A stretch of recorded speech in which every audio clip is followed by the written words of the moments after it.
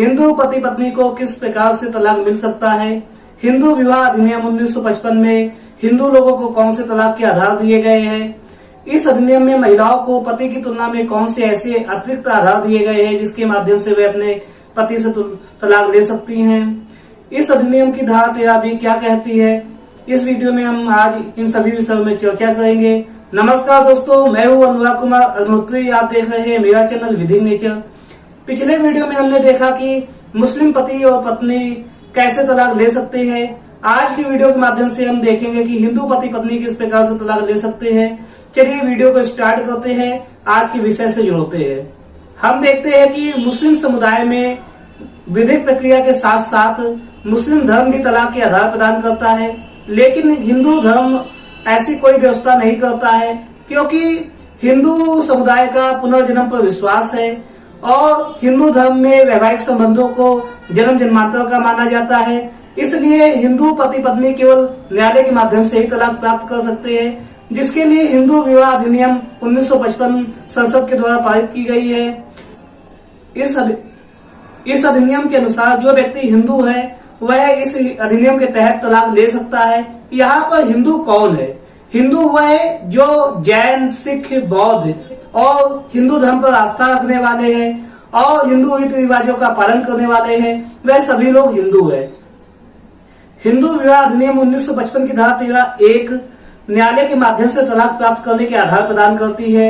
इस अधिनियम में वैवाहिक पक्षकारों के दोष के आधार पर न्यायालय तलाक की आज्ञप्ति दे सकता है और इस अधिनियम की धारा 13(b) वैवाहिक पक्षकारों की आपसी सहमति के माध्यम से तलाक लिए जाने की व्यवस्था करता है। यहाँ पर किसी भी प्रकार के दोष की आवश्यकता नहीं होती है।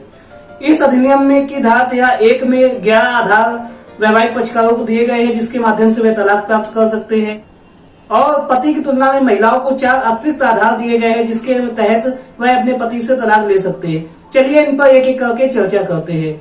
यहाँ पर पहला आधार बताया गया है एडल्ट्री का, यानी कि जागता का। यहाँ पर वैवाहिक पक्षकार यदि एक दूसरे के अलावा किसी अन्य व्यक्ति के साथ सेक्सुअल इंटरकोर्स करते हैं, यानी कि शारीरिक संबंध रखते हैं, तो यहाँ पर पीड़ित पक्षकार के पास यह अधिकार होगा कि वह इस आधार पर न्यायालय से तलाक की आज्ञप्ति प्राप्त कर ले। जैसे कि माना कि पति अपनी पत्नी के अलावा किसी अन्य व्यक्ति के साथ सेक्सुअल इंटरकोर्स यानी कि शारीरिक संबंध करते हैं, तो यहाँ पर कहा जाएगा कि वह जागता के दोषी है। तो इस आधार पर पत्नी के पास एक आधार होगा कि वह न्यायालय से तलाक की आज्ञप्ति प्राप्त कर ले।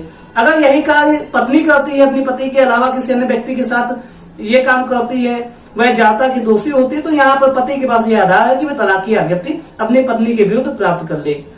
दूसरा आधार बताया गया यहाँ पर क्रूएल्टी का, यानी कि क्रूरता का। क्रूरता 2 प्रकार की होती है, एक होती है मानसिक क्रूएल्टी और दूसरी होती है शारीरिक क्रूएल्टी। यहाँ पर क्रूएल्टी के आधार पर न्यायालय से वैवाहिक पक्षकार तलाक की आज्ञप्ति प्राप्त कर लेते हैं। जैसे आप बात करते हैं मानसिक क्रूएल्टी की। मानसिक क्रूएल्टी में जैसे आप किसी को ताने देते हैं बात बात पर, उसके साथ गाली गलौज करते हैं या कोई ऐसा काम करने के लिए कहते हैं जिससे वह मानसिक पीड़ा उसको होती है, तो यहाँ पर यह कहा जाएगा कि वह व्यक्ति मानसिक क्रूएल्टी करता है। और वही अगर बात करते हैं शारीरिक क्रूएल्टी की, तो शारीरिक क्रूएल्टी में यहाँ पर यदि व्यक्ति किसी के साथ मारपीट करता है या किसी के साथ अनचाहा सेक्स करता है जो वह नहीं करना चाहता है और उसके साथ ऐसे उसको कोई कष्ट पहुंचाता है जिससे उसको शारीरिक तकलीफ हो, तो यहाँ पर यह कहा जाएगा कि वह इस प्रकार से क्रूएल्टी करता है। तो यहाँ पर वैवाहिक पक्षकारों के पास यह क्रूएल्टी के आधार पर तलाक की आज्ञप्ति न्यायालय से प्राप्त करने का अधिकार है। यहाँ पर तलाक का तीसरा आधार अभित्याग को बताया गया है। यदि वैवाहिक पक्षकारों में से कोई पक्षकार जानबूझकर लगातार 2 वर्षों से अपने साथी के साथ अपने वैवाहिक संबंधों से दूरी बना लेता है, तो यहाँ पर पीड़ित पक्षकार के पास यह अधिकार होगा कि वह जाकर न्यायालय से तलाक की आज्ञप्ति अभित्याग के आधार पर प्राप्त कर ले। लेकिन यहाँ पर लगातार 2 वर्षों से किया गया अभित्याग आवश्यक है। यहाँ पर चौथा आधार धर्म परिवर्तन को बताया गया है। यदि वैवाहिक पक्षकारों का हिंदू रीति रिवाजों से विवाह संपन्न हुआ है, उनमें से कोई पक्षकार हिंदू समुदाय को छोड़कर, हिंदू धर्म को छोड़कर कोई अन्य धर्म अपना लेता है, तो यहाँ पर दूसरे पक्षकार के पास यह अधिकार होगा कि वह इस आधार पर न्यायालय से जाकर तलाक की आज्ञप्ति प्राप्त कर ले। यहाँ पर 5वां आधार मस्तिष्क विकृतता को बताया गया है। यदि वैवाहिक पक्षकारों में किसी पक्षकार का मस्तिष्क स्थिर नहीं रहता है, वह पागल हो जाता है, तो दूसरे पक्षकार के पास यह अधिकार होगा कि वह न्यायालय से जाकर इस आधार पर तलाक की आज्ञप्ति प्राप्त कर ले। यहाँ पर छठा आधार कोढ़ की बीमारी को बताया गया है। यदि वैवाहिक पक्षकारों में किसी पक्षकार के कोढ़ की बीमारी हो जाती है, जो कि एक संक्रामक होती है, एक व्यक्ति से दूसरे व्यक्ति में तेजी से फैलने वाली होती है, तो यहाँ पर दूसरे पक्षकार के पास यह आधार होगा कि वह इस बीमारी के आधार पर न्यायालय से जाकर तलाक की आज्ञप्ति प्राप्त कर ले। हिंदू विवाह अधिनियम 1955 की धारा 13(1) में 7वां आधार रतिजन्य रोग को बताया गया, यानी कि यौन रोग। यहाँ पर यदि किसी वैवाहिक पक्षकारों में से रतिजन्य रोग हो गया है, तो वह दूसरे पक्षकार के पास यह अधिकार होगा कि यदि यह संक्रामक है, एक से दूसरे तक तेजी से फैलने वाला है, तो वह न्यायालय में जाकर इस आधार पर तलाक की आज्ञप्ति प्राप्त करे। एड्स जैसी बीमारी को इस श्रेणी में रखा गया है रतिजन्य रोग की। यहाँ पर 8वें आधार के रूप में संसार परित्याग को रखा गया है, यानी कि संन्यास को। वैवाहिक पक्षकारों में यदि कोई पक्षकार संन्यास ले लेता है, संसार का परित्याग कर देता है, तो दूसरे पक्षकार के पास यह आधार होगा कि वह न्यायालय से जाकर तलाक की आज्ञप्ति प्राप्त कर ले।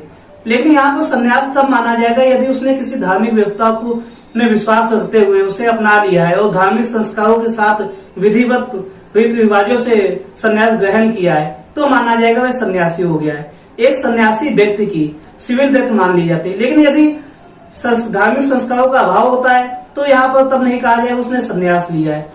इसीलिए इस धारा में संन्यास लेने वाले व्यक्ति को धार्मिक संस्कारों के साथ लेना चाहिए, तभी उसे सन्यासी माना जाएगा। यहाँ पर 9वां आधार है वैकल्पिक मृत्यु की, यानी कि प्रिज्यूम्ड डेथ। वैवाहिक पक्षकारों में यदि कोई पक्षकार लगातार निरंतर 7 वर्षों से या उससे अधिक समय से जिसकी कोई खोज खबर नहीं है, जिसके बारे में ना उसको ना उसके किसी रिश्तेदार को ज्ञान है, तो यहाँ पर मान लिया जाएगा उसकी वैकल्पिक मृत्यु हो गई है। तो यहाँ पर पीड़ित पक्षकार के पास यह अधिकार होगा कि वह न्यायालय में जाकर इस आधार पर तलाक की आज्ञप्ति प्राप्त कर ले। यहाँ पर 10वां आधार न्यायिक पृथक्करण यानी कि जुडिशियल सेपरेशन के विषय में बताया गया है। हिंदू विवाह अधिनियम 1955 की धारा 10 में जुडिशियल सेपरेशन के विषय में बताया गया है। तलाक के आधार और जुडिशियल सेपरेशन दिए जाने के आधार लगभग समान होते हैं। यदि वैवाहिक पक्षकारों ने न्यायालय के माध्यम से जुडिशियल सेपरेशन की यानी कि न्यायिक पृथक्करण की आज्ञप्ति प्राप्त कर ली है और जिसका 1 या उससे अधिक वर्ष का समय बीत चुका है, तो यहाँ पर पक्षकारों के पास यह अधिकार होगा कि वह इस आधार पर तलाक की आज्ञप्ति न्यायालय से प्राप्त कर ले। यहाँ पर 11वां आधार दाम्पत्य अधिकारों के पुनर्स्थापन की आज्ञप्ति के अनुपालन न करने के बारे में बताया गया है। हिंदू विवाह अधिनियम 1955 की धारा 9 में इसके बारे में बताया गया है, जिसके अनुसार वैवाहिक पक्षकारों में से कोई पक्षकार जानबूझकर अपने वैवाहिक संबंधों से दूरी बना लेता है, अपने साथी से अलग हो जाता है, तो पीड़ित पक्षकार न्यायालय के माध्यम से यह आज्ञप्ति प्राप्त कर लेता है कि वह उसके दाम्पत्य अधिकारों को पुनः संगठित किया जाए, पुनः स्थापना उसकी की जाए। तो यहाँ पर यदि न्यायालय इस प्रकार की आज्ञप्ति दे देता है और उसके बाद भी यदि 1 वर्ष या उससे अधिक का समय बीत गया है, उसका साथी उसके साथ रहने के लिए तैयार नहीं होता है, तो न्यायालय के पास यह अधिकार होता है कि वह इस आधार पर तलाक की आज्ञप्ति पीड़ित पक्षकार को दे दे। इसके अतिरिक्त हिंदू विवाह अधिनियम 1955 में महिलाओं को पति की तुलना में 4 अधिकार अधिक दिए गए हैं, जिसके माध्यम से वे अपने पति से तलाक ले लेते हैं। चलिए उनको जानते हैं। पहला है बहुविवाह। यदि पति के द्वारा अपनी पत्नी के जिंदा रहते हुए किसी अन्य महिला के साथ विवाह कर लेता है, तो यहाँ पर पत्नी के पास अधिकार होगा कि वह जाकर न्यायालय से इस आधार पर तलाक की आज्ञप्ति प्राप्त कर ले। और दूसरी पत्नी के पास यह अधिकार होगा कि वह पहले शादी होते हुए भी यदि उसके पति ने उसके साथ विवाह किया है, तो वह न्यायालय के माध्यम से उसको शून्य घोषित करा दे। यहाँ पर दूसरा अधिकार महिलाओं को दिया गया है। यदि पति उसका पशुगमन, बलात्कार या गुदा मैथुन जैसे अपराधों को किए जाने का दोषी होता है, तो यहाँ पर पत्नी के पास यह अधिकार होता है कि वह इस आधार पर न्यायालय से जाकर तलाक की आज्ञप्ति प्राप्त कर ले। यहाँ पर महिलाओं को तीसरा अधिकार दिया गया है। यदि पति के विरुद्ध उसको भरण पोषण के अधिकार की वाली आज्ञप्ति प्राप्त करा दी गई है, तो पत्नी के पास यह अधिकार होगा कि यदि 1 वर्ष या उससे अधिक का समय बीत चुका है, तो वह इस आधार पर न्यायालय से जाकर इसके विरुद्ध तलाक की आज्ञप्ति प्राप्त कर ले।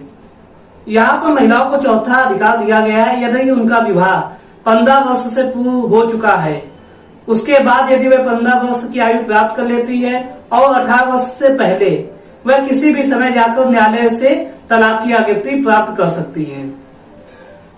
यह थे महिलाओं को दिए जाने वाले अधिकार। चलिए आखिरी में हिंदू विवाह अधिनियम 1955 से जुड़ी हुई तलाक की दो धाराओं को और समझ लेते हैं, जो कि पहली धारा है धारा 14। इसके अनुसार यदि 1 वर्ष का समय नहीं बीता है विवाह से, तो न्यायालय के पास यह क्षेत्राधिकार नहीं होगा कि वह तलाक की आज्ञप्ति पास कर दे।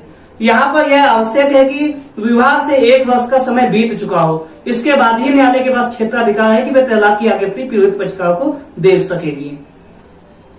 यहाँ पर दूसरी धारा है धारा 15। हिंदू विवाह अधिनियम 1955 की धारा 15 के अनुसार वैवाहिक पक्षकारों में यदि एक बार तलाक हो जाता है, उनका विवाह विच्छेद हो जाता है, तो उनके पास यह अधिकार होगा कि अपने तलाक होने के बावजूद वह पुनर्विवाह कर ले। दोस्तों, मुझे पूरा यकीन है कि आप आज की वीडियो के माध्यम से समझ गए होंगे कि हिंदू पति पत्नी में किस प्रकार से तलाक होता है। यदि आपको यह वीडियो अच्छा लगा, इस प्रकार की वीडियो अच्छे लगते हैं, तो मेरे चैनल को सब्सक्राइब कीजिए, वीडियो को लाइक कीजिए और अपने दोस्तों के साथ शेयर कीजिए और बेल आइकन पे प्रेस करना ना भूलिए, जिससे मैं आगे के वीडियो की नोटिफिकेशन आप तक आसानी से पहुंचा सकूं। बहुत बहुत धन्यवाद। जय हिंद।